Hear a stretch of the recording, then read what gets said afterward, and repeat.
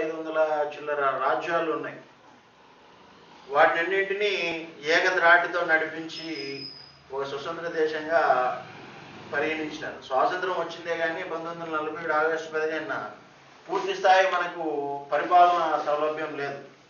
మన దేశాన్ని ఏ విధంగా పరిపాలించుకోవాలా, ఎన్ని రాష్ట్రాలు చేయాలా, మన దేశం జెండా ఎట్లుండాలా, మనం ఏ మతాన్ని ప్రోత్సహించాలా, మత విధానంలో మన విధానం ఎట్లుండాలా, ఈ ఎన్నికలు ఏ విధంగా నిర్వహించుకోవాలా, ఓటు హక్కు ఎవరెవరికి ఇవ్వాలా,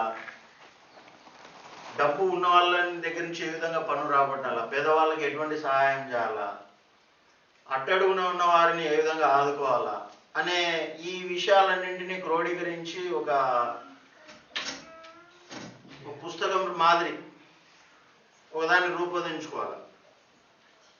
ఇప్పుడు మనం ఏదైనా ఒక పాఠశాలలో పిల్లవాడిని చేర్పించేటప్పుడు తండ్రి తల్లి అంటా ఉంటారు, నువ్వు బాగా చదువుకోవాలనైనా, నువ్వు బాగా ఉద్యోగం తెచ్చుకోవాలా, ఎవరితో గొడవ పడకూడదు, మనం బాగా గొప్పగా బతకాలా అని చెప్తా ఉంటారు. అట్లే మనకు స్వాతంత్రం వచ్చిన తర్వాత మనమంతా ఏమనుకుంటా ఉన్నాం, మన దేశాన్ని ఏ విధంగా పరిపాలించుకోవాలా అని.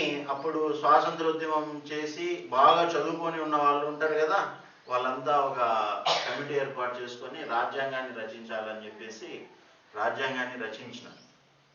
ఆ రాజ్యాంగంలో 4 మూల సూత్రాలను ఏర్పాటు చేసినారు. ఇక్కడ రాసిన కదా, ప్రజాస్వామ్యము, సామ్యవాదము, లౌకిక